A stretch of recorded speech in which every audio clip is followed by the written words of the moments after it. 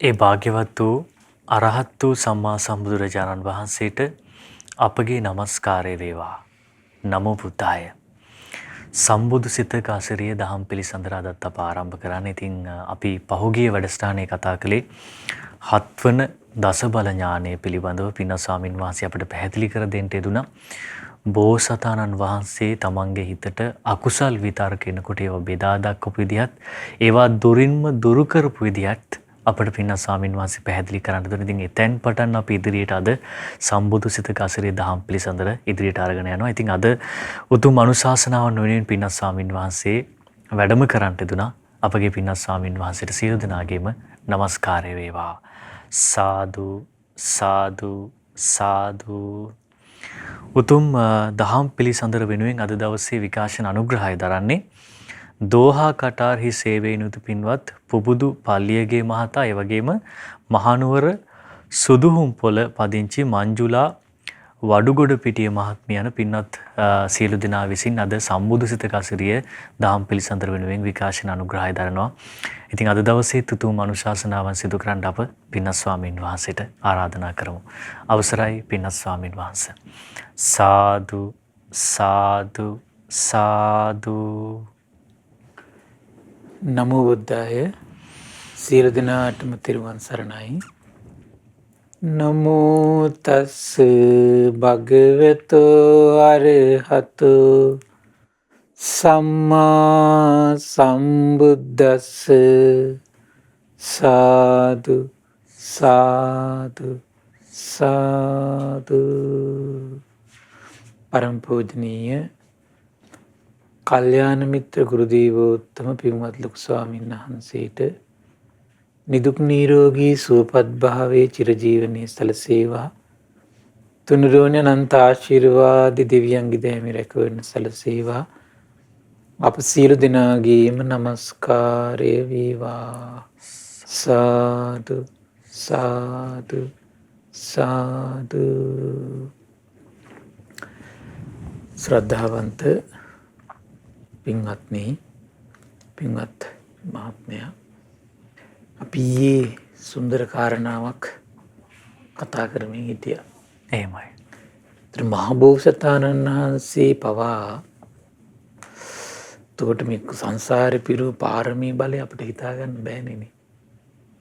මේ අත්හැරපු අත්හැරීම, ඊළඟට දාණය, ඊළඟට සිල් රැකපු ආකාරය දීපරදෝට තියාගෙන, ඊළඟට මේ නික්කම්ම වඩපු ආකාරය, මෛත්‍රී ඉවසීම වඩපු ආකාරය, එච්චර ගුණධර්ම දීපරදෝට තියලා වඩලත් කාම විතරක නැති කළේ මේ ක්‍රමයට. එහෙම නේද? අකුසල් විතරක නැති කළේ අන්තිමට මේ ක්‍රමයට. යම් පුණ්‍ය ප්‍රතිපදාවක් තුල අපි වාසය කරමින් කාමසිතවිලි මනසේ හටගන්න ඉඩ හසර නැති කරලා ඉන්න පුළුවන්. කාමසිතවිලි හටගන්න ඉඩ හසර කාලය නැති කරලා ඉන්න පුළුවන්. එතකොට ඒක තුනී කරගෙන යම් කාලයක් අපිට ජීවත් වෙන්න පුළුවන්. ඒතර ඒකේ යම් පුණ්‍ය ප්‍රතිපදාවක තියෙන වටිනාකම මේක. අපි දැන් ඔන්න මේ කාලේ යම් කිසි කෙනෙක් ඇත්තටම හොඳ පහන් සිතින් ධාතු වන්දනාවට එකතු වෙලා ඉන්නවා කියලා.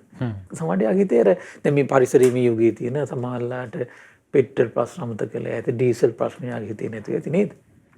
හරියට කෙනෙක් වඳිනවනම් ඒ මුකුත් නැහැ සමහරලාට. සමහරට එයා හිතන දවස් පැයක් දෙකක් තුනක් හතරක් අනේ කාම විතරකවල ව්‍යාපාද හිංසා විතරකවල එයාගේ මනස බැහැර වෙලා. ඉතින් බලන්න මේ පුණ්‍ය ප්‍රතිපදාව උට අනුග්‍රහ කළා. එයාගේ හිතේ හටගන්න කාම ව්‍යාපාද හිංසා විතරක වල මේ බලවත් බව අඩු කරගන්න පුණ්‍ය ප්‍රතිපදාව අනුග්‍රහ කරනවා. ඒක ස්ථිර නැහැ, නමුත් යම් කාලයකට එහෙමයි. බලවත් බව මේ කියන්නේ. බලවත් බව අඩු කරලා තියෙනවා ඒක. බලවත් බව අඩුවීමක් විතරයි වෙන්නේ. ඒ බලවත් බව අඩු වෙච්ච කෙනාට අන්තිමට කරන්න දෙයක් තියෙනවා. නිවන් මාර්ගය. නිවන් මාර්ගයට කොහොමවත් එන්න තියෙන්නේ මේ ක්‍රමයට තමයි. ඇයි ඒ සියලු පුණ්‍ය ප්‍රතිපදාවන් තුළ වාසය කරපු එකම මහෝත්තය තමයි මහ බෝසතාණන් වහන්සේ. ඔය කියන සියලු පුණ්‍ය ප්‍රතිපදාවන් තුළ අපටත් වඩා දේ පරදුවට අපි නම් මොනවද කරන්න කියලා හිතනවා. මේ බාහබෝතරණ වහන්සේ මේ වඩපු පුණ්‍ය ප්‍රතිපදාවල් එක්ක අපි මොනවද කරලා තියෙන්නේ? ඒකත් එක්ක බලද්දී අපි දූවිලි. මේ මහබෝසතාණන් වහන්සේගේ අත්හැරීමත් එක්ක බලද්දී අපි දූවිලි. මහබෝසතාණන් වහන්සේගේ නෛෂ්ක්‍රම්‍ය ජීවිතයත් එක්ක බලද්දී අපි දූවිලි. මහබෝසතාණන් වහන්සේගේ ප්‍රඥා පාරමිතාවත් එක්ක බලද්දී අපි දූවිලි. තේරෙනව නේද? එතකොට එහෙම වඩපු මහබෝසතාණන් වහන්සේ අන්තිමට මෙතෙන්ට එනවා. මෙතන තමයි මේ කියන්නේ ප්‍රඥාව වඩමින් අකුසල් දුරු කරමින් සම්මා සමාධිය ගොඩනගන ආකාරය මේක තමයි. ප්‍රඥාවේ පිහිට. එතකොට එක පැත්තකින් තමයි මේක තමන්ගේ මනසට හොඳ අවධානය යොමු කරන් ඉන්න. එතකොට බලන්න මහබෝසතාණන් මේ ඔක්කොම අතහැරලා දැන් මේ මොකද්ද මේ කරන්නේ? තමන්ගේ මනසට අවධානය යොමු කරගෙන ඉන්නෝ මේ හටගන්න විතරකේ මොන වගේ එකක්ද කියලා තේරුම් ගන්න. මේක කාම විතරකයක්. මේක ව්‍යාපාද විතරකයක්. මේක හිංසා විතරකයක්. මේක නික්කම්ම විතරකයක්. මේක අව්‍යාපාද විතරකයක්. මේක අවිහිංසා විතරකයක්. ඒතර මහබෝසතාණන් වහන්සේ ඔක්කොම අතහැරලා එතන ඉන්නේ දැන්. ඉතින්ට කවුරු මේ ඕනම පුණ්‍ය ප්‍රතිපදාවක ඉන්න කෙනෙක් කවදා දවසක මෙතෙන්ට එන්න ඕන නිවන් මඟ වඩන්න. එහෙමයි. ඒක අනිවාර්ය වියුද්ධයක්ම. එහෙම නැතුව මේ ඔටෝ හෝස් ගාලා මේ නිවන් යන්නේ. තේරෙනව නේද? එහෙම වෙන්නේ කවදාවත්. එහෙම වෙනවනම් මහබෝසතාණන් වහන්සේ මේ රම්මේසු මාලිගා තුනේ ඉඳගෙන තමයි කරන්නේ මේ කටයුත්ත. තේරෙනව නේද? රම්මේ දැන් බලන්නේ 80 මහා ශ්‍රාවක ගිහිවල ඉඳගෙන මේක කරේ නෑනේ. එහෙමයි. එතකොට මේ දැන් මම මුල් කාලේ ශ්‍රාවකයෝ ගත්තොත් මේක තැනක ඉඳගෙන මේක කරෙත් නෑ එතකොට. ගස් ගල් ඇසුරු කරගෙන වනාන්තරය ඇසුරු කරගෙන. ඒතර අර කාලයක් තිස්සේ පුණ්‍ය ප්‍රතිපදාවත් තුල වාසය කළා තමන්ගේ හිතේ අකුසල මූලය තුනී කරලා ඒතර අකුසල මූලය තුනී වෙනවා ඇත්තට. එහෙමයි. දැන් අපේ හිත තුළ බුදුගුණ මානසිකාරයත්, දහම් ගුණ මානසිකාරයත්, සංගුණ මානසිකාරයත් තුළ ඉඳමින් අපි පුණ්‍ය ප්‍රතිපදාවත් තුළ ඉන්නවා කියලා හිතන්නකෝ. ඒතර ඒ කාලය තුළ ඇත්තටම තුනී වෙන්නේ කොහොමද? අකුසල මූල තුනී වෙනවා. ලෝභය තුනී වෙනවා. ද්වේෂය කියන අකුසල මූලය තුනී වෙනවා. මෝහය කියන අකුසල මූලය තුනී වෙනවා. අකුසල මූලය තුනී වෙච්ච කෙනාගේ බලවත් බව අඩු වෙච්ච කෙනාගේ කුසල් උපදින්න හරි ලේසි. කුසල් උපදින්න ලේසි. දෙයතකන් සමහරලාට කෙනෙකුට තමයි දැන් අපි බලන්න දැන් බුදුරජාණන් වහන්සේ කාලේදී හිටපු මහෝත්තමය කුසල් වඩන්නේ වාඩි වෙලා සමහර ගහක් යට ගල් ගුහාවක් යට පළඟ බැඳගෙන ඉඳගෙන. අද ඉන්න අයට එහෙම කරන්න බෑ. පින ස්වාමීන් වහන්සේ අපි සමහර අවස්ථාවලදී දැකලා තියෙනවා බුද්ධ ශාසනයේ ධර්ම ඉගෙන ගද්දී සමහර ශ්‍රාවකයෝ භාග්‍යතුන් වහන්සේ ළඟට එනවා එක දහම් බණ පදයක් අහනවා සුළු මොහොතකින් අරහත්ත්වයටපත් වෙනවා. ඒ අකුසල මූලයේ ඒ තරම් හරි තුනී. ඒකට හේතුව තමයි අකුසල මූලයේ බොහෝ කලක් තුනී කර වාසය කරනවා. සානස ඒ වෙනකන් ධර්මයේ පුරුදු පුහුණු කරලත් නැහැ. භාග්‍යතුන් වහන්සේ මුණ ගැහිලත් නැහැ. නෑ. සංසාරවල. එහෙමයි. සංසාරේ පේන්නේ නැහැ අපිට. එහෙමයි. සංසාරේ දැන් සමහර අය බුද්ධ ශාසන වල පැවිදි වෙලා. 80 මහා ශ්‍රාවකයෝ නම් ඒකටම පතාගෙන ඉන්න උත්තරමයෝනේ. 80 මහා ශ්‍රාවකයෝ කියලා කියන්නේ ඒකටම පතාගෙන ඉන්න උත්තරමයෝ. ඒ පතාගෙන උත්තරමයන්ට ශාස්ත්‍රුන් වහන්සේ ළඟ ඉන්නෝනේ. ශාස්ත්‍රුන් වහන්සේ දන්නෝ මෙයාගේ මනස තුල අකුසලයේ යටපත් කරවල කුසලයේ උපදින්න ඕන වචනේ මොකද්ද කියලා දන්නවා. ඒක තමයි ශාස්ත්‍රුන් වහන්සේගේ ගාව අභියස ධර්ම අවබෝධය කරන කෙනාගේ තියෙන ආශ්චර්යය. ඒක මහා පුණ්‍ය බලයක් තියෙනවනේ කෙනාට ඒක. දැන් බලන්න සාරිපුත්ත මහ රහතන් භාග්‍යතුන් වහන්සේ පවන් සලසල ඉඳිනේ ධර්ම අවබෝධ කළේ. පවන් සලසල ඉන්නවා. හරි ශාස්ත්‍රුන් වහන්සේ වේදනාවෙන් ධර්මයේ කියනවා. මිනිකලිසන. ඒකට හේතුව කොහොමද? සසරේ බොහෝ කලක් මේ කියන ආකාරයට හොඳ දේ නරක දේ යහපත පින පව කුසල අකුසල විමස ඉදිරි වාසය කළා. දැන් මහ බෝසතාණන් වහන්සේ සංසාරෙත් මේක පුරුදු කරලා තියෙනවා. දැන් මේ ජීවිතෙත් මේක පුරුදු කරනවා. තේරෙනව නේද? එහෙම කල්පනා කර තමයි එතකොට කතාරේ. ඒතර කෙනෙකුට හිතෙන්න පුළුවන් දැන් සංසාරේ මිලෝ දෙයක් පේන්නේ නැහැ නේ අපි අද ඉන්න අයට. ඔය නම් බණ කියදී මේ ධර්මය අවබෝධ කරන්නේ. ඉතින් අපිටත් එහෙම වෙන්න බෑ. කියලා ඔන්න ඊට පස්සේ ඒකේන මෝඩයට ඇද්දෙනවා. එහෙම තර්කයක් තියෙන සස් තියෙනවා. ඉතින් එහෙම මෝඩ විදියට හිත එච්චර මහා පුණ්‍ය බලයක් තියෙනවා නම් අපි පුණ්‍ය බලයේ තියෙන ලෝකෙට අපි යන්න එපාය. මොකද මේ ලෝකේ භාගතුන් වහන්සේ ජීවමාන වැඩ සිටි කාලය කියලා කියන්නේ මහා පුණ්‍යවන්තයින්ගේ යුගය. මහා පුණ්‍යවන්තයා පුණ්‍යවන්තයින්ගේ යුගයට සෙට් වෙනවා. හිතන්නේ මේ අවස්ථාව මග හැරුණා කියලා අඩු ගානේ මිහිඳු මහ රහතන් වහන්සේ කාලට අපි සෙට් වෙනවා. ඒ අවස්ථා දෙකම නැති වුණා නෙමෙයි. එයි අපි ඒකට අදාළ ගුණ පුරලන්නේ. ඒ නිසා මේ අවස්ථා දෙක ප්‍රහිම වුණා. ස්වාමීන් වහන්සේ ඒක පිළිගන්න කැමතිත් නැහැ වර්තමානයේ ඉන්න. ඒ වගේම එයයි පිළිගන්න කැමතිත් නැහැ. එයාට යම් දෙයක් තේරෙන්නේ නැහැ කියන එක ස්වාමීන් වහන්සේ. යම් වැටහීමක් ලබා ගන්න අවශ්‍යයි. ඒ වෙනුවෙන් යම් වැඩපිළිවෙලක් දිනු කරගන්න ඕනේ කියන තැනට වඩා තමන්ටත් යමක් තේරෙනවා. තමන්ටත් යමක් හිතෙනවා. තමන් හිතන දේත් යම් නිවැරදි බවක් තියෙනවා කියලා එයාට හිතෙනවා ස්වාමීන් වහන්සේ. මේවනේ තමන් හිතන දේ නිවැරදි බව තේරුම් ගත්තට වැඩක් නැහැ නේ. භාග්‍යතුන් වහන්සේගේ අවබෝධය ගැන දාන්න නැතුව මේකනේ ගොඩක් අයට වැරදිත් නැන්ද? කොහොමද? තමන් හිතන දේ කල්පනා කරන දේ තමයි හරි කියලා හිතනවා. භාග්‍යතුන් වහන්සේ ඒක බලන්න මනස තුල දෙකක් තියෙන විදියක් නැහැනේ. මොකද්ද? තමන්ගේ අදහසට මුල් තැන දීම දුන්නොත් භාග්‍යතුන් වහන්සේගේ අවබෝධයට ඒකට ඒ වෙලාවෙම තියෙන දෙවෙනි තැන. තේරෙනවද?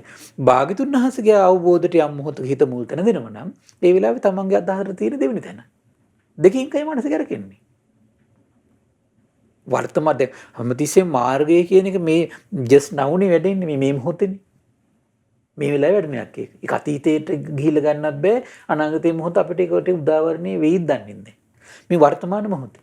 වර්තමාන මොහොතේ භාග්‍යතුන් වහන්සේගේ අවබෝධය පිළිබඳ ඔබේ හිතේ විශ්වාසයක් තියෙනවා නම් ඒ වෙලාවේ ඔබේ අදහසට තියෙන දෙවෙනි තැන. ඔබේ අදහස විශ්වාසය නම් තියෙන්නේ භාග්‍යතුන් වහන්සේගේ අවබෝධයට තියෙන දෙවෙනි තැන. දෙකෙන් කයි තියෙන්නේ. දැන් බලන්න ඔබේ මනසිත කොතනද තියෙන්නේ කියලා. ඒතකොට මේ දෙකෙන් බුදුරජාණන් වහන්සේගේ අවබෝධයට ඔබේ මනස ඉඩ තියෙනවා නම් ඔබේ වෙලාවේ නිවන් මාර්ග වැඩෙන මොහොත. ඔබේ අදහසට නම් ඔබ මේ වෙලාවේ මනස පිළිඅරගෙන තියෙන්නේ ඔබ නිවන් මාර්ගෙන් බැහැර වෙච්ච මොහොත. ඒතකොට වර්තමාන මොහොතත් නිවන් මාර්ගෙන් බැහැර වෙලා නම් තියෙන්නේ ওই විදිහට ගත වෙවි යනකොට හැමතිස්සෙම තමයි මුල් තැන දීලා තියෙන්නේ මොකද? තමන්ගේ අදහසට. තමන්ගේ අදහසට මුල් තැන දී යනකොට භාග්‍යතුන් වහන්සේගේ අවබෝධයට තියෙන තැන කොහොමද අපේ හිතේ? තැනක් නැහැ. එතකොට අවබෝධය කරයන්නේ. එහෙමයි. හැමතිස්සෙම බුදුරජාණන් වහන්සේගේ අවබෝධයට මුල් තැන දෙන්න ඕන. ඒකයි අපි හැමතිස්සෙම මං හිතන්නේ මේ දැන් මම මේ වෙනකොට බුද්ධ මේ කොරෝනා කාලේ දේශනා මං හිතන්නේ 500 මං හිතන හැටියට 500 ගාන 550 පැනලා 570කට කිට්ටුයි මට මතක හැටියට 60කට කිට්ටුයි. එතකොට 561 මේ අද 561. එහෙමයි. ඔය 561 පුරාවට මං හිතන්නේ 561 වතාවක් හරි මං කියලා තියෙනවා අනිවාර්යයෙන්. කොහොමද? භාග්‍යතුන් වහන්සේගේ අවබෝධයට තමන්ගේ හිතේ මුල් තැන දෙන්න හදාගන්න කියලා. ඒ කියන්නේ මේ හැමතිස්සෙම මේ මාර්ගය කියන එක වැඩෙන්නේ මේ හැමතිස්සෙම වර්තමාන මොහොතේ. ඒතර වර්තමාන මොහොතේ තමන්ගේ හිතේ මුල් තැන දෙන්න ඕන කොහොමද? භාග්‍යතුන් වහන්සේගේ අවබෝධයට. හැමතිස්සෙම බුදුරජාණන් වහන්සේගේ අවබෝධයට තමන්ගේ හිතේ විශ්වාසයක් උපද්දලා තියෙනවා නම් ඒ වෙලාවේ බාහිර කයගේ අවබෝධයට අත්දැකීම් වලට එයාගේ හිත මුල් තැනක් දෙන්නේ නැහැ. එයාගේ අදහසටවත් එයා මුල් තැනක් දෙන්නේ නැති කෙනෙක්. අන්න ඒ කෙනාගේ මාර්ගය වැඩෙනවා. මාර්ගය වැඩෙන එකේ පෙර ලකුණ ඕක.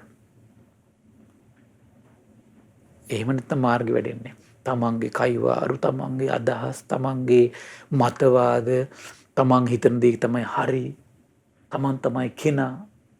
තමන්ට තමයි වැටහෙන්නේ කියලා හිතනවා නම් එහෙම හිත විකාර දොඩෝ ඉන්න කෙනාට මාර්ගය වැඩෙන්නේ නැහැ.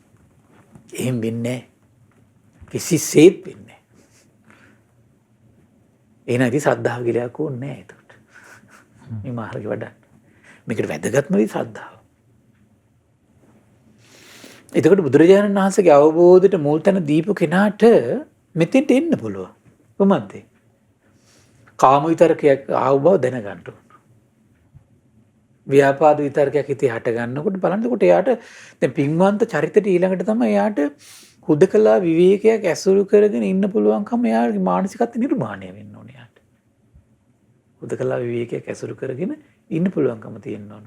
දැන් ගෙදර දොරේ ආයෙත් නම් දැන් අද තියෙන මහා තනිකන් දෝෂයක් තියෙනනේ මිනිස්සුන්ට. ඉස්සර මට මතකයි අපි පුංචි කාලේ අපේ ආච්චිලා අම්මලා කුස්සිය තනියෙන් උයනවා. තාත්තලා සීයලා පහන බත්ති පිටියේ වැඩ.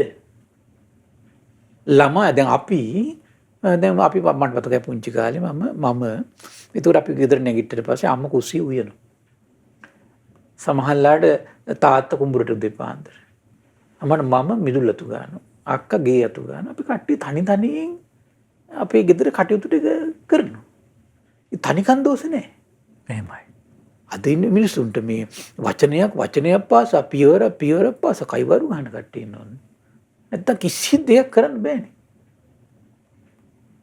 ඉතින් අර තමන්ට අර වගේ විවේකීවත් ඉඳගෙන කටයුත්තක් කරන්න බෑ. ඒතර බලන්න ඒ චරිත තම තනියෙන් ඉඳගෙන ඊට පස්සේ තමන්ගේ හිතේ උපදින අකුසලයේ දුරු කර කෙනෙක් උයනවා, අනිත් එක්කෙනෙක් අතු ගන්නවා, තව එක්කෙනෙක් කුඹුරු කොටනවා. දැක නේද? දැන් අද නෑනේ.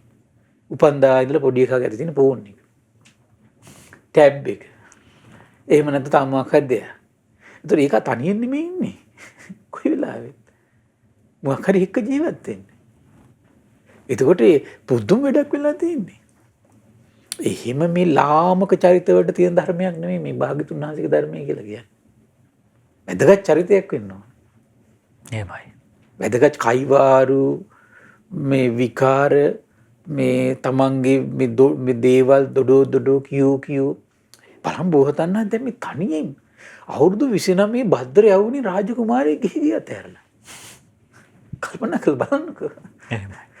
අද අවුරුදු 29 කොල්ලෙකුට පුළුවන් මේ සපත්තු දාගන්න. සමහර විට බෑ. තේරුණා නේද? ඒ උන්ට ගොඩාක් පුළුවන් මොකද්ද? ෆෝන් එකේ දේවල් ටික විතරයි. වෙන මොකක්වත් බෑ. කිසි දෙයක් කරගන්න බෑ. ගෙවල් වලට කොට වෙන්නකෝ. මල පෙරේත හිටපු දන වගේ. අතු ගාගෙනත් නෑ, පිරිසිදු කරගෙන නෑ, කුස්සියට ගිය මේ වැසිකිළිය වගේ. ඒ කිසි දෙයක් කරගන්න බෑ තනියෙන්. එහෙමක් නේද? ඒකක් තියෙනවා. එහෙම අයට ඉතින් මේ ධර්මයෙන් ලොකු ප්‍රයෝජනයක් ගන්න බෑ. පොඩ්ඩක් ඉතින් ඔය පොඩි දෙයක් ඔය ඒ වගේ චරිතවලට තියෙනවා. දැන් අද තියෙන වර්තමානයේ එක කොටකට තියෙන මොකද්ද? උද්ඝෝෂණයි පෙළපාලි. අන්න ඒක. පිනක් කරන්න ගියත් තනියෙන් කරගන්න බෑ. දැන් ඉස්සර දානයක් හොයන්න ගියන් අපි අම්මලා පාඩුවේ දාන හොයනවා. අම්මට වෙලාවනේ අපි තමයි ඊට පස්සේ යන්නේ. දාන ටික අරගෙන තනියෙන් අරගෙන ගිහිල්ලා තනියෙන් දාන ටික බෙදලා භාජන ටික සුද්ධ කරගෙන ආයෙ තනියෙන් බයිසිකලේ ඇවිල්ලා එහෙමනේ තියෙන්නේ කාලේ. අද එහෙම නේ. ඒක තව කෙනෙක් නැත්තම් පින කරගෙනත් ඉවරයි. එහෙමයි. ඉතින් බලන්න එහෙම නෙමෙයි දැන් මේ භද්‍ර යවෝනේ අවුරුදු 29ක රාජකුමාරයෙක් නම් කොච්චර බය වෙන්න ඕනද? රාජකුමාරයෙක් කියලාගෙන. ඇයි දඹදිව් දලය පුරාම පැතිරලා තියෙන්නේ මේ සක්විති රජ වෙනවා කියලා.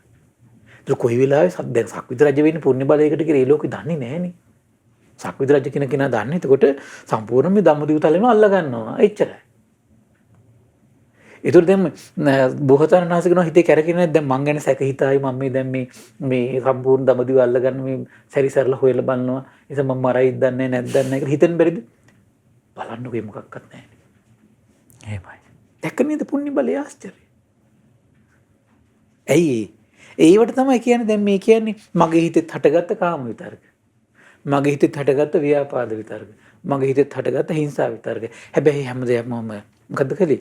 මේ කාම විතරකයක්. මේක ව්‍යාපාද විතරකයක්. මේක හිංසා විතරකයක්. මේක මට අයහපත පිණිස පවතිනවා.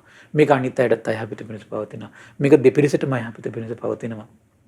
මේකෙන් ප්‍රඥාව දුර්වල කරනවා. නිවනින් බැහැර කරනවා කියලා කල්පනා කර තනියෙන් හිටිය කියනවා. අද ඉන්න අයට කාම විතරයක් හටගත්තම පුතේ.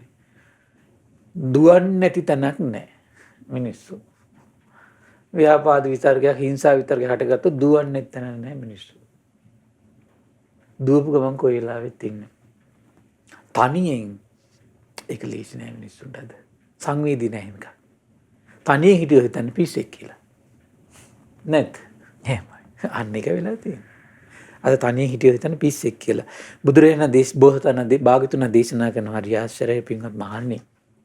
අපි මුල් කොටස විස්තර වශයෙන් ඊ කතා කළානේ මම ආයි කතා කරන්න යන්නේ. පින්වත් මහන්නේ හිතේ ස්වභාවය මේකයි කියනවා. බහුල වශයෙන් යම්ම දෙයක් හිතනවා නම් කල්පනා කරනවා නම් හිතා ඉන්නවා නම් ඒ පැත්තටමයි කියන හිත නෙඹුරු වෙවි යන්නේ.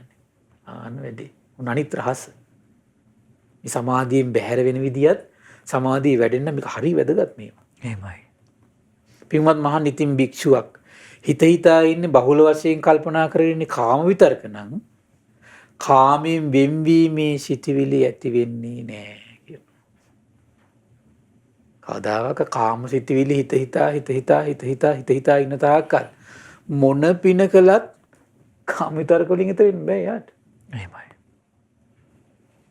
බහුල වශයෙන් ඇති වෙන්නේ කාම විතරකමයි කියනවා. එතකොට ඔහුගේ සිත නැමිලා තියෙන්නේ කාම විතරක වලටමයි කියනවා. ඇයි? බහුල වශයෙන් නැවත කාම විතරක හිතද්දි ඒකම හිතේ ගලනවා මිසක නෙක්කම්ම සිතුවිලි උපදින්න. පින්වත් මහන් භික්ෂුවක් හිතා ඉන්නේ බහුල වශයෙන් කල්පනා කරගෙන ව්‍යාපාද විතරක නම් මෛත්‍රී විතරක ඇති වෙන්නේ නැහැ කියනවා. බහුල වශයෙන් ඇති වෙන්නේ ව්‍යාපාද විතරකයි කියනවා. ව්‍යාපාද විතරක හිතන්ටමයි ඕගේ හිත නැමෙන්නේ. පින්වත් මහන්නේ භික්ෂුවක් හිතායේ බහුල වශයෙන් කල්පනා කර ඉන්නේ විහිංසා විතරක නම් අවිහිංසා විතරක ඇති වෙන්නේ නැහැ කියනවා. විහිංසා විතරකමයි බහුල වශයෙන් ඇති වෙන්නේ. හිංසා සිතවිලි සිතන්නමයි සිත නැමෙන්නේ කියලා. හිංසාවටම යනවා හිත. පින්වත් මහන්නේ එක මේ වගේ දෙයක් ලස්සන වචනයක් කියනවා. වැස්ස කාලේ ඉවරුණා කියලා හිතමු. ලස්සන උපමාවක් කියන හිතට යන්න. ඕන් අවසාන පායන මාසය ආවා. ගවයන්ට කෑම බීම අඩු කාලයක් වෙනකොට. ඉතින් ගෝපාල ගවයන් රකින්න මෙහෙමයි කියනවා. ගොයම මැද්දෙන් පාර දෙකේ ගවය දක්වගෙන ඕ යනකොට ඌ නිකම්ම ගොයමට ඕන් හැරෙනවා කියනවා.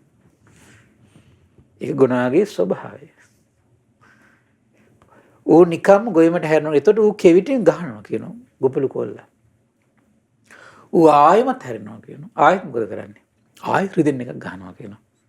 එතකොට ඌ දඟලනකොට ඉස්සරහට පැනලා එහාට මෙහාට දුවලා ගොයමට හැරෙන උගේ ගමන වළක්වනවා කියනවා. ගෝපල්ලා එච්චර මහන්සියක් ගන්න ඇයි කියලා අහන පින්වත් මහන්නේ හරකුන්ට ගොයන් කන්න ඉඩ දුන්නොත් ඒකෙන් ලැබෙන දඬුවම සිහි වෙනකොට හිරේ විලංගුවේ වැටෙන බව සිහි වෙනකොට දඩ ගන්න බව සිහි වෙනකොට ගරහා ලැබෙන බව දැනගන්නකොට සිහි වෙනකොට මහා කරදර ගොඩක් පැටලෙන්න බව සිද්ධ වෙනකොට සිහි වෙනවා කියනකොට මොකද වෙන්නේ? ගෝපල්ලා කොහොම හරි වෙට්ටුවක් දාලා ගවයෝ ටික අතනින් වළක්ව ගන්නවා කියනවා. ඒ වගේ තමයි අපටත් කාම ව්‍යාපාද හිංසා විතරක එනකොට අපටත් සිහි වෙන්න දෙයක් තියෙනවා.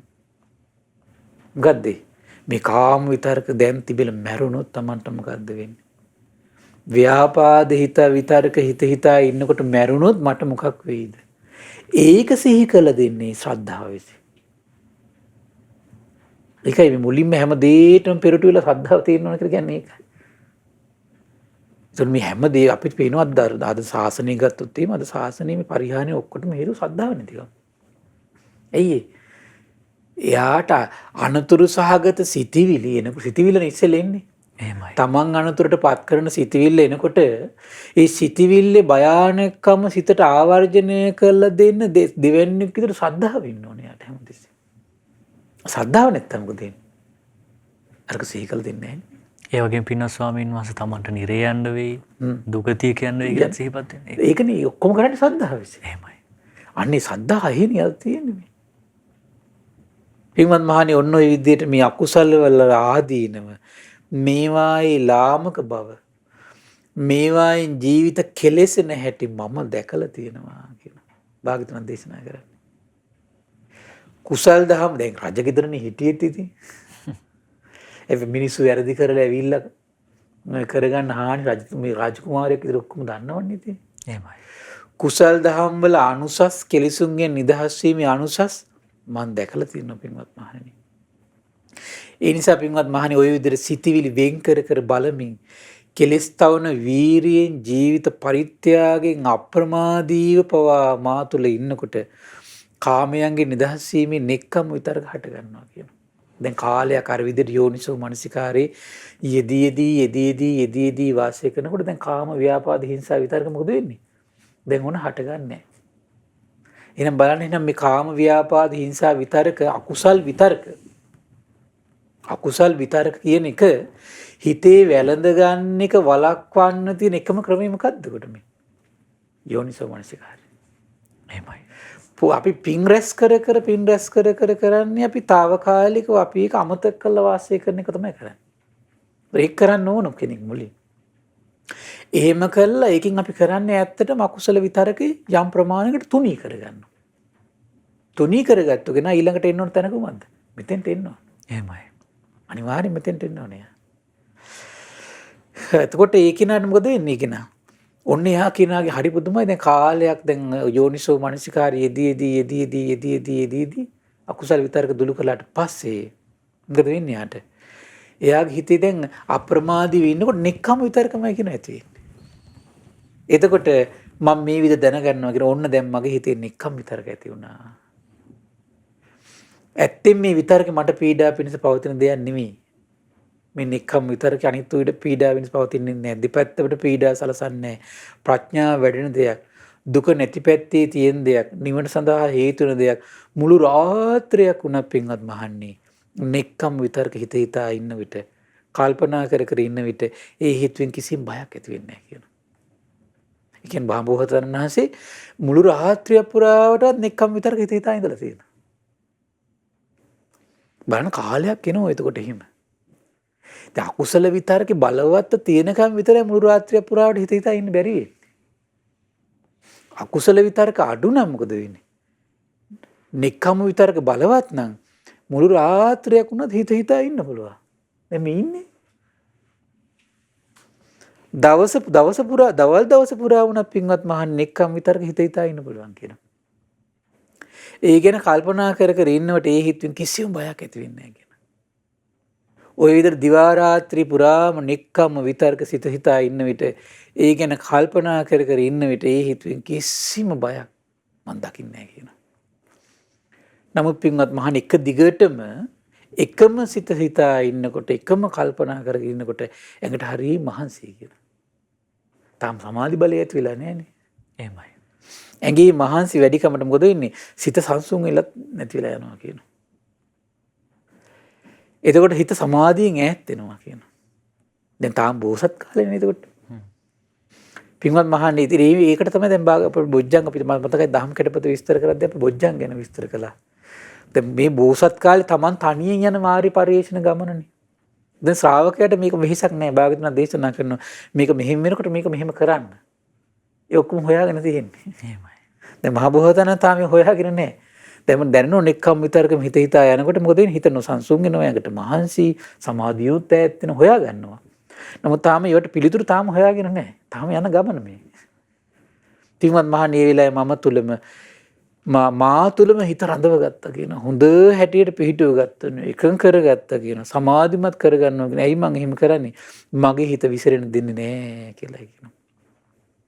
ওই විදියට පින්වත් මහන්නේ ওই සිතවිලි වෙන් කර බලමින් කෙලස් තවන වීරියෙන් ජීවිත පරිත්‍යාගයෙන් අප්‍රමාදීව වාසය කරද්දී අව්‍යාපාද විතරක හට ගන්නවා කියනවා. අවිහිංසා විතරක හට ගන්නවා කියනවා. රැහ පුරාවට හිතනවා කියනවා. දහවල පුරාවට හිතනවා කියනවා. හැබැයි බයක් උපදින්නේ නැහැ කියනවා. හිතනවා කියනවා මේ විතරක මට පීඩා පිණිසත් නැහැ. අනිත් අයට පීඩාවක් ඇති කරන්නෙත් නැහැ. දෙපැත්තටම පීඩාව පවතින්නේ. නිවන පිණිස ප්‍රඥාව පිණිස හේතු වෙනවා. හැබැයි දවස පුරාම එකම හිතා ඉන්න මොකද වෙන්නේ?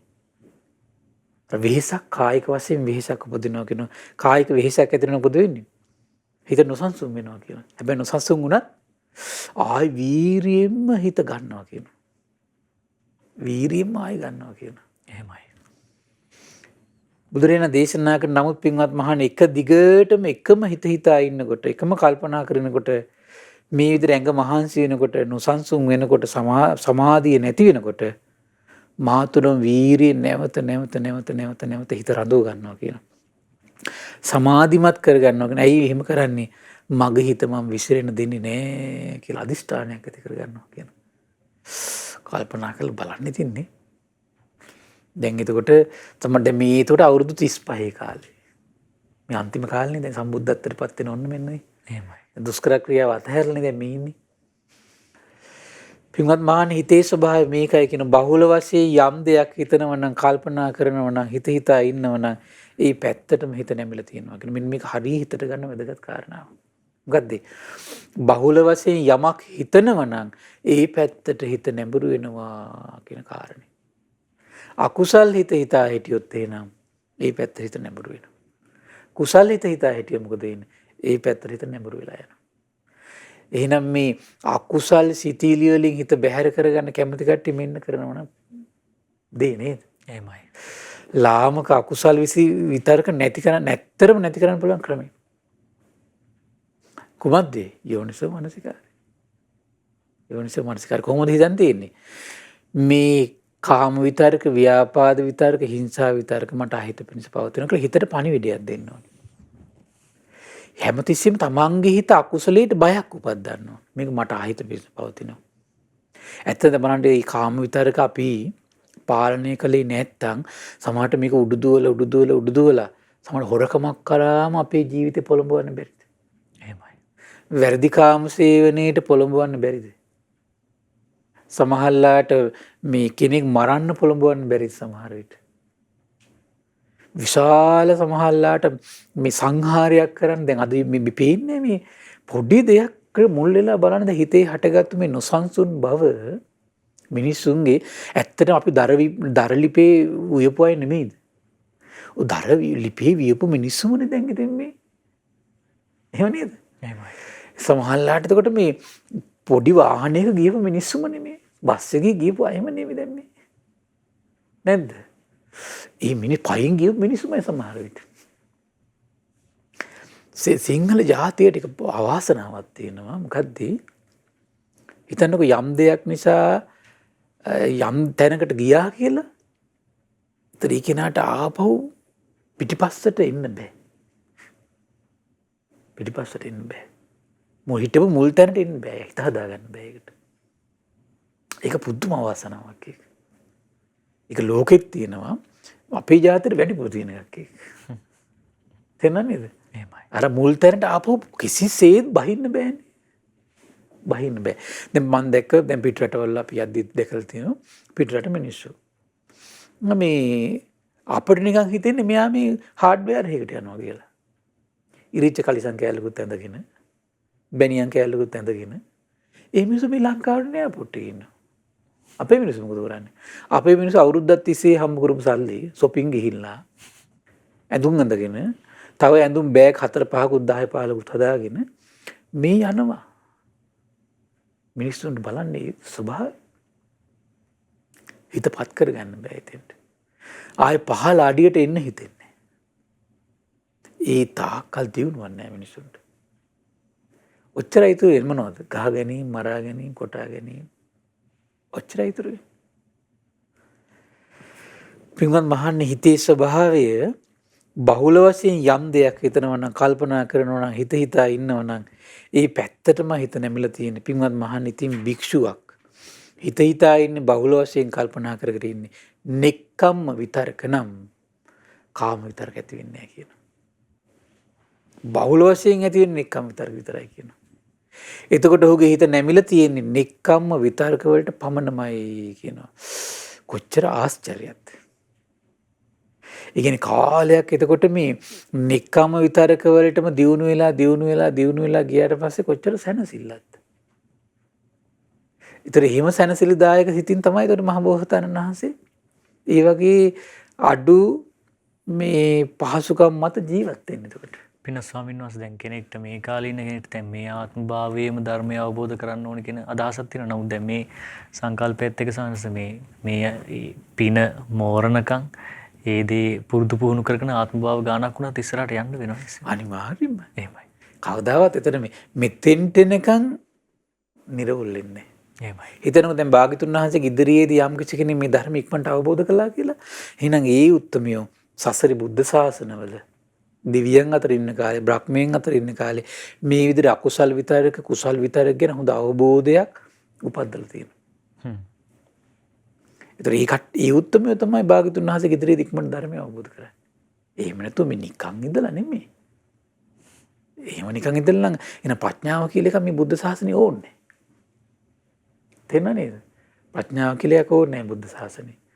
ප්‍රඥාවයි තමයි එතකොට මේ බුද්ධ ශාසනය වැදගත් මංගි බවට පත් වෙන්නේ. පින්වත් මහන්නේ භික්ෂුව හිත හිතා ඉන්නේ බහුල වශයෙන් කල්පනා කරගෙන ඉන්නේ අව්‍යාපාද විතරක නම් අව්‍යාපාද විතරක ඇති වෙන්නේ නැහැ කියන බහුල වශයෙන් ඇති වෙන්නේ අව්‍යාපාද විතරකයි කියන. අව්‍යාපාද විතරක හිතන්න මම ඔහුගේ හිත නැමෙන්නේ පින්වත් මහන්නේ භික්ෂුවක් හිත හිතා ඉන්නේ බහුල වශයෙන් කල්පනා කරගෙන අවිහිංසාව විතරක නම් ඒ පැත්තටම හිත නැඹුරු වෙවි යනවා කියනවා. මේක හරි අපේ ජීවිතේ අපේ ජීවිතේට පාඩම කරගෙන ලස්සන වැදගත් පොයින්ට් එකක් මේක. ධර්ම මාර්ග දියුණු කරගන්න. මොකද්ද? ඒ නිසා බය නැතුව අපි වැඩිපුර මෙතන මෛත්‍රී හරි බුදු ගුණ හරි ඒ බුදු ගුණ හිතන්න පුරුදු වෙච්ච කෙනා ඒකම හිතා ඉන්න. දහම් ගුණ සංගුණ හිතන්න පුරුදු වෙච්ච කෙනා ඒවම හිතා ඉන්න. අනිත්‍ය හිතන්න පුරුදු වෙච්ච කෙනා ප්‍රතිඵල නැහැනේ කියලා මෝඩ අදහස් හිතා ඉන්න එපා. ප්‍රතිඵල ලැබෙන දවසට ලැබෙයි. ඒක හිතා ඉන්න. ඊළඟට තව මෛත්‍රිය මුදිතා උපේක්ෂා කරුණා මේව හිතා හිටපු කෙනා ඒවම හිතා ඉන්න. එතනින් තමයි ජය ලැබෙන්නේ. එතනින් තමයි මේ ධර්මාර්ගයේ ආරම්භය පටන් ගන්නෙ. මහන්නේක මේ වගේ දෙයක් කියන පායන කාලේ අන්තිම මාසය ආව කියලා හිතන්න කියනවා. ගමේ හැම අස්වන්නමද එකතු කරලා තියෙන්නේ. දැන් කුඹුර වල ගොයන්නේ නැහැ. ඒතර ගොපල්ල ගවයන් රකින්නේ මෙහෙම කියනවා. ගහක් මුලට ගිහින් හරි එලිමහනේ ඉඳගෙන හරි මෙච්චර හිතන්න තියෙන්නේ. මේ ඉසව්වේ හරක් ඉන්නවා. පින්වත් මහන්නේ ආන් ඒ වගේ තමයි කියනවා. කාලයක් තිස්සේ හොඳට හිත මේ විදිහට යෝනිසෝ මනසිකාරය කරලා හිත වැඩුවට පස්සේ මොකද්ද කරන් තියෙන්නේ? මේ සමතයයි මේ විදර්ශනාවයි කියලා සිහි කරන්න විතරයි කියන තියෙන්නේ. දැක නේද? එහෙමයි. එච්චරට හිත වැඩිලා. මහා බෝසතාණන් වහන්සේගේ අත්දැකීම තමයි නියම අත්දැකීම. මෙච්චරයි කියන හිතන් තියෙන්නේ. පින්වත් මහන්නේ මට පුදුම වීරියක් තිබුණා කියනවා. සිත හැකුළුන්නේ නැහැ කියන හොඳට සිහිය පිටුල් තිබුණා කියනවා. සිහි මුලා වුණේ නැහැ කියනවා. කය සැහැල්ලු වෙලා තිබුණා කියනවා. මහන්සිය දැනුනේ නැහැ කියනවා. හිත එකඟ වෙලා තිබුණා කියනවා. සමාහිත වෙලා තිබුණා කියනවා. අන්න ඊට පස්සේ තමයි බෝසතාණන් වහන්සේගේ හිත තුළ සද්ධාන කියන දැන් ඊට ඉස්සෙල්ලා තියෙන සමාධිය කියන එක සංසිඳීම කියන එක. සමාධිමත් හිත තුළ තමයි ඊට පස්සේ ධානය කියන ගුණධර්ම වඩන්නේ. ඒකට මුලින් අනුග්‍රහ කළේ කොහොමද? යෝනිසෝ මනසිකාරය. ඒකටත් පෙර අනුග්‍රහ කළේ කොහොමද? සසරේ පෙරු අනේක විද දාන ආදී ශීලාදී පාරමී බලය. එහෙමයි.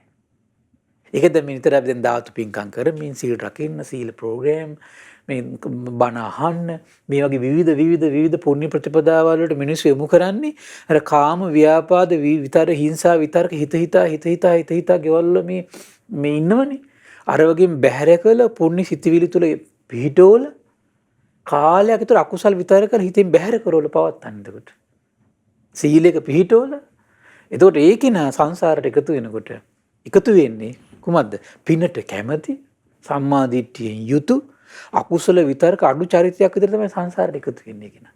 එහෙමයි. එහෙම චරිතයට ශාසනය මොන ගහනකොට අන්න ශාසනය ප්‍රතිඵල ගන්න යාට භාග්‍ය උදා වෙනවා. බලන්න ඊට පස්සේ බෝසතාණන් වහන්සේ කරේ ධානා බලය පැද්දුවා. කොහොමද ධානා බලය? කාමයන්ගෙන් හිත වෙන් කළා කියනවා.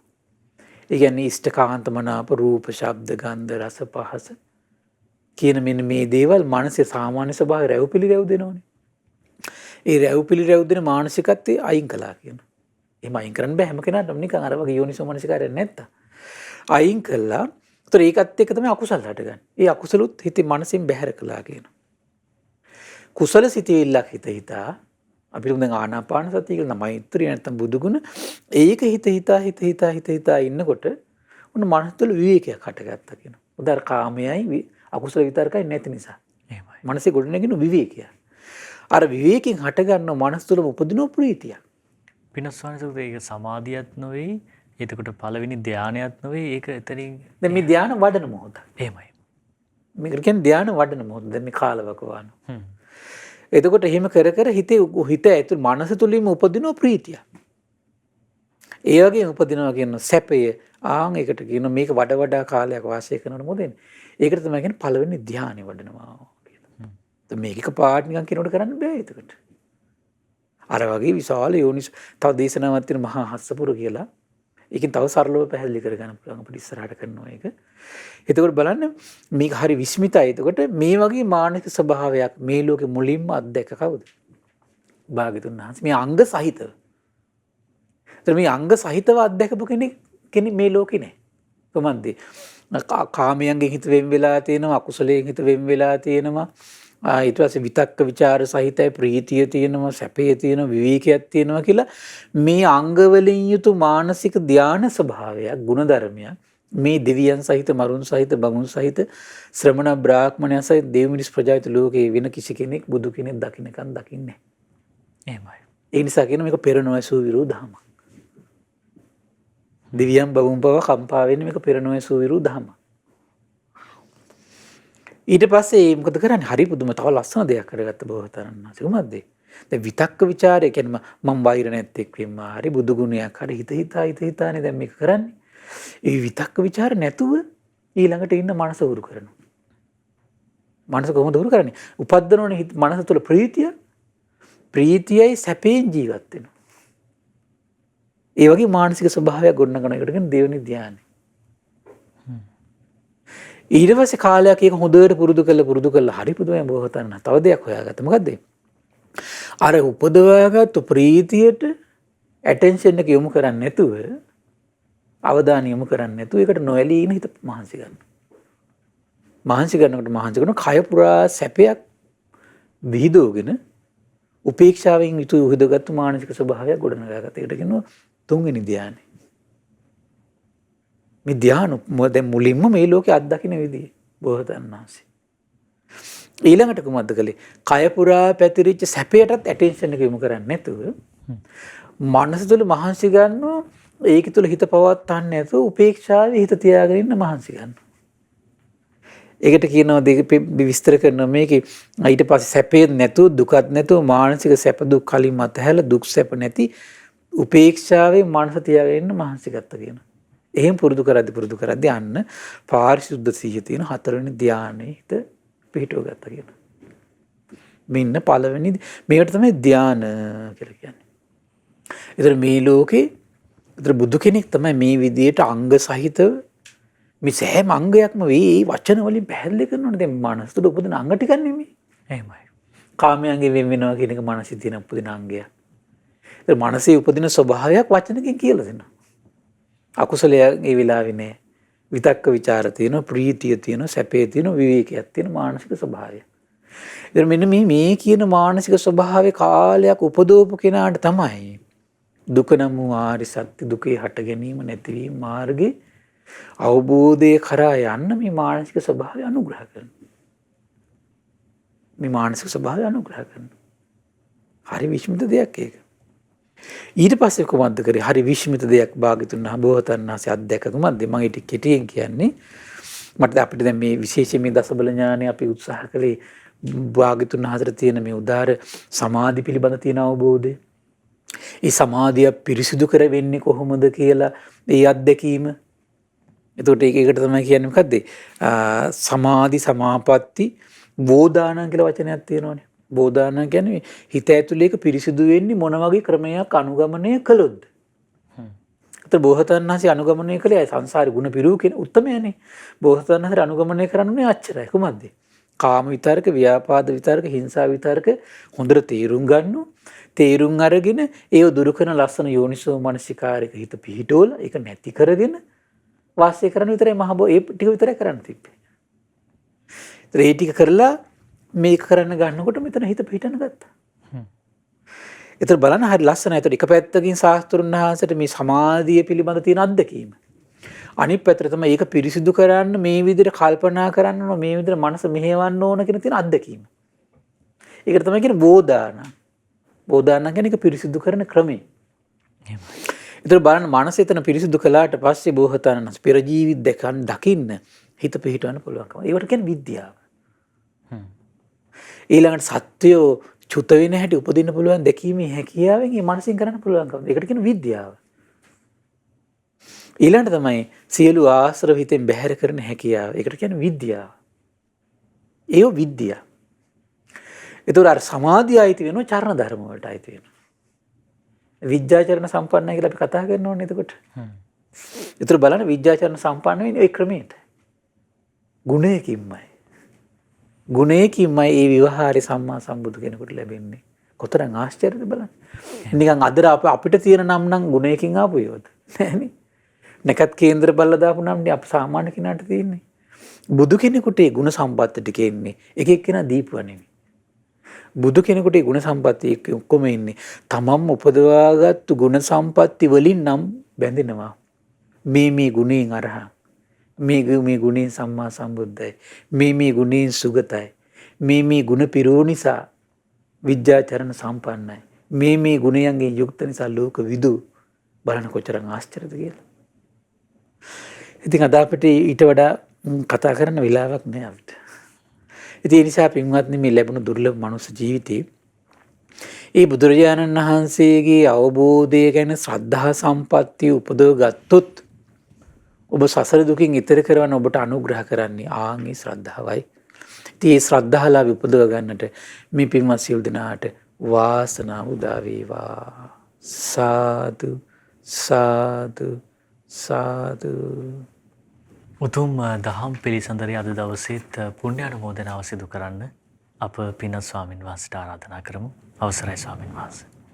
පින්වත්නි අද දින සම්බුදු සිත කස්සරේ සදහම් දේශනාව සඳහා අනුග්‍රහය දරන්නේ දෝහ කටහරි සේවයේ නියුතු පින්වත් පුබුදු පල්ලියගේ මහත්මයා සහ මහනුවර සුදුහුම්පොළ පදිංචි මංජුලා වඩුගොඩ පිටිය මහත්මිය ඇතුළු පින්වත් පිරිස පික්ස්රයික රාශිය වෙලා තමයි මේ උදාාර පින රැස් කරගන්නේ. ඉතින් මේ රැස් වුණු උදාාර පින ගටිකාර බ්‍රහ්මරාජයා සාම්පති සනන් කුමාර බ්‍රහ්මරාජය සක්දෙවිඳුන් විරෝධ විරූපාක්ෂ වෛශ්‍රවණ දතරා සතරවරන් රජදරුවන් සෙන්පති දෙවිවරුන්ට මේ පින් අනුමෝදන් වේවා. සුමන සමන් දිව්‍ය රාජ්‍ය ආලවක දෙවියන් ජනවසම් දෙවියන්ට මේ පින් අනුමෝදන් වේවා. ඒ වගේම ප්‍රදේශ භාර පළාත් භාර සියලු දෙවිවරුන්ට ලෝකපාලක දෙව් බඹුන්ට මේ පින් අනුමෝදන් වේවා. ශ්‍රී මහා බෝරජාණන් වහන්සේලා ධාතුන් හතර සුරකින සියලු දෙවිවරුන්ට මේ පින් අනුමෝදන් වේවා. ආයුෂයෙන් වර්ණයෙන් සැපයෙන් බලයෙන් වැඩේවා. දෙවියන්ගේ දැහැමි රැකවරණේ පරම පූජනීය ගුරු දේවයන් වහන්සේට මහා සංඝරත්නයට සලසා දෙත්වා. දෙවියෝ දුතුන් ධර්මය අවබෝධ කරත්වා කියලා සාදු කියලා පින් අනුමෝදන් කරන්න. ඒ වගේම රැස්වන උදාාර පින පරම පූජනීය මේ ධම්මග විවර කළ ගුරු දේවයන් වහන්සේට මහා සංඝරත්නයට ශ්‍රද්ධා මාධ්‍යාලයේ අනුශාසක කළුදෙණියේ සුබෝධි ස්වාමීන් වහන්සේට ශ්‍රද්ධා කාර්ය මණ්ඩලය වෙනුවෙන් කැපවෙන මහා සංඝරුවනට ශ්‍රද්ධා මාධ්‍යාලය වෙනුවෙන් කැපවෙන මහා සංඝරුවනට මේ පින් අනුමෝදන් වේවා. ඒ වගේම අනගාരിക මෑණිවරුන්ට උපාසක දරුවන්ට මේ පින් අනුමෝදන් වේවා. නිදුක් වේවා නිරෝගී වේවා සුවපත් වේවා චිරජීවනයේ සැලසේවා. තුනුරුවනි අනන්ත ආශිර්වාද දෙවියන්ගේ දැහැමි රැකවරණ සැලසේවා. ධර්මය අවබෝධ කරන්න වාසනාව උදා වේවා කියලා සාදු කියලා පින් අනුමෝදන් කරන්න. ඒ වගේම රැස්වන උදාාර පින අද දවසේ ධර්ම දානය සඳහා උපකාර කළ සියලු දෙනා නම් මිය පරලෝකීය සියලු ඥාතීන්ට මිය පරලෝකීය සිරිසේන පල්ලියගේ මහත්මයා ඩී.එස්. පල්ලියගේ මහත්මයාට මේ පින් අනුමෝදන් වේවා. ඔබ අප නමින් මිය පරලෝකීය සියලු ඥාතීන්ට පරලෝක සැපේ පිණිස මේ පින් හේතු වාසනා වේවා කියලා සාදු කියලා පින් අනුමෝදන් කරන්න. ඒ වගේම රැස්වන උදාාර පින දෝහ කටහරි සේවයේ නියුතු පින්වත් පුබුදු පල්ලියගේ පින්බර මහත්මයාට මහනුවර සුදුහුම්පොළ පදිංචි මංජුලා වඩුගොඩ පිටිය පින්වත් මහත්මයාට ඒ වගේම පුබුදු පල්ලියගේ මහත්මයාගේ සහ මංජුලා වඩුගොඩ පිටිය මහත්මියගේ දෙව්මව්පියන්ට සහෝදර සහෝදරියන් දුව දරුවන් ඇතුළු පවුලේ සියලු දෙනාට ඥාති හිත මිත්‍රාදීන්ට මේ පින් අනුමෝදන් වේවා. නිදුක් නිරෝගී සුවපත් භාවයේ චිරජීවනයේ සලසේවා. තුනුරුවන අනන්ත ආශිර්වාදයේ දෙවියන්ගේ දැහැමි රැකවරණ සලසේවා. ධර්මය අවබෝධ කරන්න වාසනාව උදා වේවා කියලා සාදු කියලා පින් අනුමෝදන් කරන්න. ඒ වගේම රැස්වන උදාාර පින කොරෝනා වෛරසයෙන් පීඩා විඳින සියලු දෙනාටමත් අපගේ පින්බර දෙමව්පියන්ට ධර්මයේ හැසිරෙන්න උපකාර කළ සියලු දෙනාට මේ පින් අනුමෝදන් වේවා. සිව්පසයෙන් අනුග්‍රහ කරන සියලු දෙනාටමත් ශ්‍රද්ධා කාර්ය මණ්ඩලයේ සියලු දෙනාටමත් අපට කුඩා කල සිට උපකාර කළා සියලු ගුරුවරුන්ට මේ පින් අනුමෝදන් වේවා. නිදුක් වේවා නිරෝගී වේවා සුවපත් වේවා චිරජීවනයේ සැලසේවා. තුනුරුවන අනන්තාශිර්වාද දෙවියන්ගේ දැහැමි රැකවරණ සැලසේවා. ධර්මය අවබෝධ කරන්න වාසනාව උදා වේවා කියලා සාදු කියලා පින් අනුමෝදන් වෙන්න. සියලු දෙනාටම තෙරුවන් සරණයි. නමෝ බුද්ධාය. පින්වත්නි, අද දවසේත් උතුම් දහම් පිළිසඳරට වැඩම කරමින් දහම් අනුශාසනාව සිදු කරන්නට යෙදුණු පින්වත් ස්වාමින් වහන්සේට අප පුණ්‍යානුමෝදනා කරමු. පින්වත් ස්වාමින් වහන්සේ නිදුක් වේවා, නිරෝගී වේවා, සුවපත් වේවා. උතුම් ශාසනික සේවාවන් තවත් চিරාත් කාලයක් සිදු කරන්න පින්වත් ස්වාමින් වහන්සේට ශක්තිය, ධෛර්ය, වාසනාව ලැබේවා. නිදුකින් උතුම් ධර්ම අවබෝධය ලබත්වා. සාදු සාදු සාදු.